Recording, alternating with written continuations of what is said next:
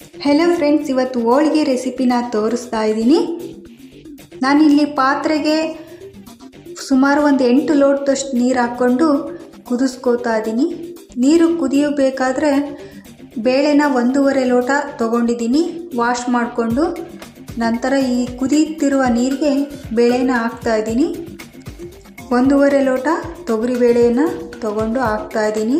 ಸಾಂಬಾರು ಮಾಡಲಿಕ್ಕೆ ಕಟ್ಟಬೇಕಲ್ವ, ಅದಕ್ಕೆ ಸ್ವಲ್ಪ ಜಾಸ್ತಿ ನೀರನ್ನ ಹಾಕ್ಕೊಂಡಿದ್ದೀನಿ. ಇವಾಗ ಸ್ವಲ್ಪ ಎಣ್ಣೆ, ಸ್ವಲ್ಪ ಅರಿಶಿನ ಪುಡಿ ಕೂಡ ಹಾಕ್ಕೊಂಡು ಚೆನ್ನಾಗಿ ಬೇಯಿಸ್ಕೋಬೇಕು ಬೇಳೆನ. ಬೇಕಾದರೆ ನೀವು ಸ್ವಲ್ಪ ಕಡಲೆಬೇಳೆನೂ ಕೂಡ ಹಾಕೋಬೋದು. ನಾನಿಲ್ಲಿ ತೊಗರಿಬೇಳೆ ಅಷ್ಟೇ ತೊಗೊಂಡಿದ್ದೀನಿ. ನೋಡಿ, ಇವಾಗ ಬೇಳೆ ಬೆಂದಿದೆ. ಬೇಳೆ ಸ್ವಲ್ಪ ಟ್ರಾನ್ಸ್ಪರೆಂಟಾಗಿ ಕಾಣ್ತಾ ಇದ್ದರೆ ಬೆಂದಿದೆ ಅಂತಲೇ ಅರ್ಥ. ತೀರ ಗಟ್ಟಿನೂ ಇರಬಾರ್ದು, ಮೆತ್ತಗೂ ಬೇಯಬಾರ್ದು, ಒಂದು ಮೀಡಿಯಮ್ ಇದರಲ್ಲಿ ಬೇಯಬೇಕು. ನೋಡಿ, ಇವಾಗ ಒಂದು ಸ್ಟ್ರೈನರಲ್ಲಿ ನಾನು ಕಟ್ಟನ್ನು ಸಪ್ರೇಟ್ ಮಾಡ್ಕೊಳ್ತಾ ಇದ್ದೀನಿ. ಬೇಳೆಯಲ್ಲಿ ಕಟ್ಟಿ ನೀರಿನಂಶ ಏನೂ ಇಲ್ದಂಗೆ ಪೂರ್ತಿನ ತಟ್ಟೆ ಮುಚ್ಚಿ ಇವಾಗೆಲ್ಲವನ್ನು ಸೋಸ್ಕೊಳ್ತಾ ಇದ್ದೀನಿ. ಇದನ್ನು ಸೋಸ್ಕೊಂಡ ನಂತರ ಅದರಲ್ಲಿ ಸ್ವಲ್ಪ ಬೇಳೆ ಇದೆ, ಅದನ್ನು ಕೂಡ ಹಾಕ್ಕೊಳ್ತಾ ಇದ್ದೀನಿ ಸ್ಟ್ರೈನರಲ್ಲಿ. ನಂತರ ಮತ್ತೆ ಇವಾಗ ಗ್ಯಾಸ್ ಹಚ್ಚಿ ನಾನು 1.5 ಲೋಟ ಬೇಳೆಗೆ 1.5 ಲೋಟ ಬೆಲ್ಲವನ್ನು ಕೂಡ ಕುಟ್ಟಿ ಪುಡಿ ಮಾಡಿ ಇಟ್ಕೊಂಡಿದ್ದೀನಿ. ನೀವು ಬೇಕಾದರೆ ಬೆಲ್ಲವನ್ನು ಕರಗಿಸಿ ಕೂಡ ಹಾಕೋಬೋದು. ನಾನಿಲ್ಲಿ ಡೈರೆಕ್ಟಾಗಿ ಹಾಕ್ಕೊತಾ ಇದ್ದೀನಿ. ಇವಾಗ ಬೇಳೆಗೆ ಬೆಲ್ಲ ಹಾಕಿದೆ, ಅದು ಎಲ್ಲ ಕರಗಬೇಕು. ಇವಾಗ ನೀರಿನಂಶ ಎಲ್ಲ ಬಿಟ್ಕೊಂಡು ಮತ್ತೆ ಕುದಿಬೇಕು. ಬೇಳೆಗೆ ಚೆನ್ನಾಗಿ ಕುದಿಸೋದ್ರಿಂದ ಹೋಳಿಗೆ ಕೂಡ ತುಂಬ ಚೆನ್ನಾಗಿ ಬರುತ್ತೆ. ನೋಡಿ, ಬೆಲ್ಲ ಎಲ್ಲ ಕರಗ್ತಾ ಇದೆ. ಬೆಲ್ಲ ಕರಗಿ ಮತ್ತೆ ಇವಾಗ ನೀರಿನಂಶ ಎಲ್ಲ ಬಿಟ್ಕೊಳ್ಳುತ್ತೆ. ಅದು ಚೆನ್ನಾಗಿ ಕುದ್ಮೇಲೆ ಮತ್ತೆ ಗಟ್ಟಿಯಾಗುತ್ತೆ. ನೋಡಿ, ಇವಾಗ ಗಟ್ಟಿ ಆಗ್ತಾ ಇದೆ. ಸ್ವಲ್ಪ ಏಲಕ್ಕಿ ಪೌಡ್ರ್ ಹಾಕ್ಕೊತಾ ಇದ್ದೀನಿ. ಸ್ವಲ್ಪ ತಣ್ಣಗಾದ ನಂತರ ಇವಾಗ ಗ್ರೈಂಡ್ರಿಗೆ ಹಾಕ್ಕೊತಾ ಇದ್ದೀನಿ. ಭಾಳ ಬಿಸಿನೂ ಇರಬಾರ್ದು, ಭಾಳ ತಣ್ಣಗೂ ಇರಬಾರ್ದು, ಮೀಡಿಯಮ್ ಕೂಲ್ ಇದ್ದರೆ ಸಾಕು.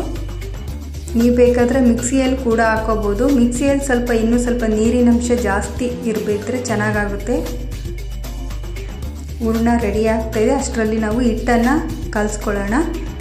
ಇಲ್ಲಿ ನಾನು 1.5 ಲೋಟ ಈ ಮೈದಾ ಹಿಟ್ಟನ್ನು ತೊಗೊಂಡಿದ್ದೀನಿ. ಇದಕ್ಕೆ ಸ್ವಲ್ಪ ಒಂದು ಚಿಟಿಕೆಯಷ್ಟು ಉಪ್ಪು ಮತ್ತು ಒಂದು ಸ್ಪೂನ್ ಎಣ್ಣೆ ಹಾಕ್ಕೊಂಡು ನೋಡಿ ಕಲಿಸ್ಕೊಳ್ಳಿ. ತೀರಾ ಮೆತ್ತಗೂ ಆಗಬಾರ್ದು, ತೀರಾ ಗಟ್ಟಿನೂ ಇರಬಾರ್ದು. ಚಪಾತಿ ಹಿಟ್ಟಿಗೂ ಸ್ವಲ್ಪ ಮೆತ್ತಗೆ ಇರಬೇಕು. ಈ ಮೆಥಡಲ್ಲಿ ಹಿಟ್ಟು ಹದ ಬರಬೇಕು. ಕಲಸಿದ ನಂತರ ಮತ್ತೆ ಸ್ವಲ್ಪ ಎಣ್ಣೆ ಹಚ್ಕೊಂಡು ಬೇರೆ ಒಂದು ಬೌಲ್ಗೆ ಟ್ರಾನ್ಸ್ಫರ್ ಮಾಡಿ ಇಟ್ಕೊತಾ ಇದ್ದೀನಿ. ಚೆನ್ನಾಗಿ ನಾದಬೇಕು. ಚೆನ್ನಾಗಿ ನಾದಿದ್ರೆ ಮಾತ್ರ ಹೋಳಿಗೆ ಚೆನ್ನಾಗಿ ಬರುತ್ತೆ. ನೋಡಿ, ಇವಾಗ ಹೂರಣ ತುಂಬ ಚೆನ್ನಾಗಿ ಬಂದಿದೆ. ಇದನ್ನು ಇವಾಗ ಈ ಹೂರಣ ಎಲ್ಲ ತಕ್ಕೊತಾ ಇದ್ದೀನಿ. ಹೂರಣ ತೆಗೆದಿಟ್ಟಾಗಿದೆ. ಇವಾಗ ಸಾಂಬಾರು ರೆಸಿಪಿನ ತೋರಿಸ್ತಾ ಇದ್ದೀನಿ. ಇಲ್ಲಿ ನಾನು 1 ಟೀ ಸ್ಪೂನ್ ಜೀರಿಗೆ, ಅರ್ಧ ಟೀ ಸ್ಪೂನ್ ಮೆಣಸು ಹಾಕ್ಕೊಂಡಿದ್ದೀನಿ.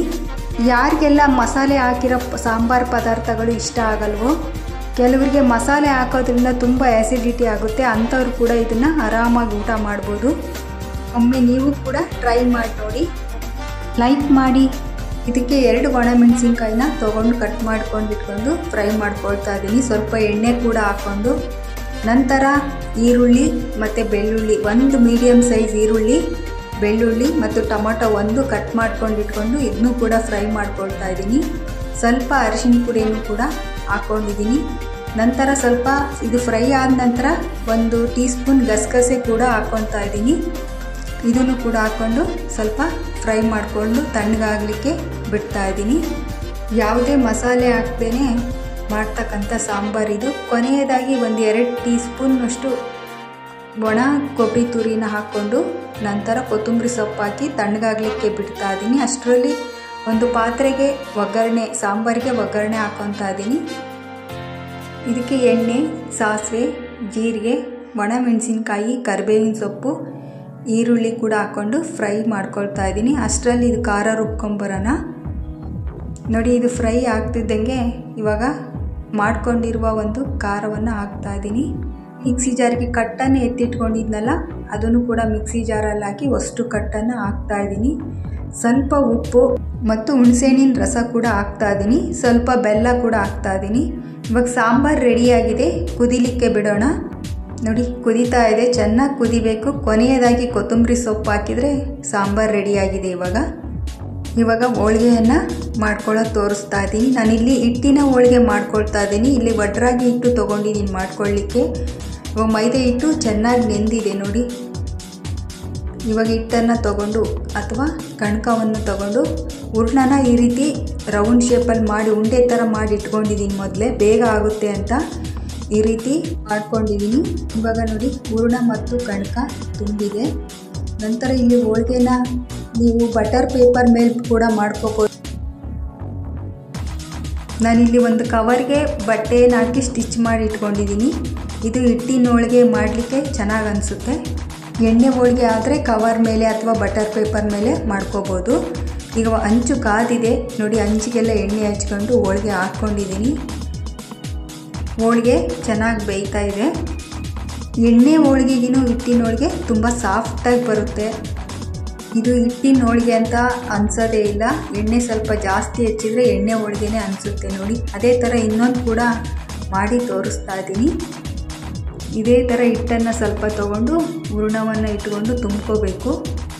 ಹೋಳಿಗೆಯನ್ನು ಮಾಡ್ಕೊಂಡಿರುವ ಈ ಮ್ಯಾಟು ತೊಳಿಲೂಬಹುದು, ಏನೂ ಆಗೋದಿಲ್ಲ. ಹೋಳಿಗೆ ಮಾಡಿದ ನಂತರ ತೊಳೆದಿಟ್ರೆ ಪದೇ ಪದೇ ಬಳಸ್ಬೋದು. ಇದನ್ನ ಡೈರೆಕ್ಟಾಗಿ ಮಣೆ ಮೇಲೆ ಕೂಡ ಮಾಡ್ಕೋಬೋದು. ಮಣೆ ಮೇಲೆ ಮಾಡಿದರೆ ಹಿಟ್ಟು ಸ್ವಲ್ಪ ಜಾಸ್ತಿ ಮೆತ್ಕೊಳ್ಳುತ್ತೆ ಹೋಳಿಗೆಗೆ.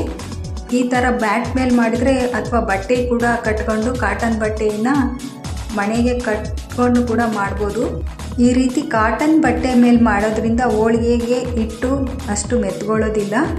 ಈ ಹೋಳಿಗೆಗೆ ಕಾಂಬಿನೇಷನ್ ಆಗಿ ನಾನು ಅವರೆಕಾಳು ಪಲ್ಯ, ಬಾಳೆಹಣ್ಣಿನ ರಸಾಯನ ಮತ್ತು ಕೋಸಂಬರಿಯನ್ನು ಕೂಡ ಮಾಡ್ಕೊಂಡಿದ್ದೀನಿ. ಈ ಕೋಸಂಬರಿ ವಿಡಿಯೋನ ನೆಕ್ಸ್ಟ್ ವಿಡಿಯೋದಲ್ಲಿ ಅಪ್ಲೋಡ್ ಮಾಡ್ತಾ ಇದ್ದೀನಿ. Thank you.